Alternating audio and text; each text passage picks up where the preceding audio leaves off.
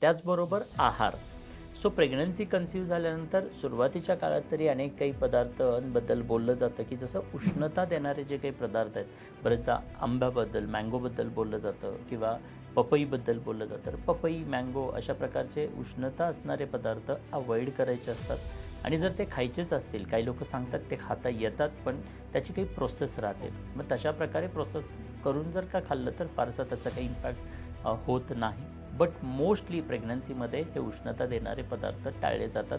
कारण होतं काय, पपई असेल, मँगो असेल, तर या गोष्टींमुळे काही वेळेला मिसकॅरेजेस, मिस अबॉर्शन होण्याची शक्यता असते. ओके. आता हा झाला की टाळण्यासंदर्भात बद्दल बोलतोय आपण.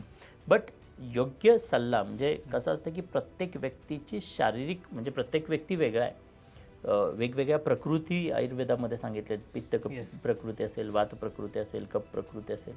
तर प्रत्येक त्या व्यक्तीच्या नुसार त्यांचा डाएट ठरला गेला पाहिजे.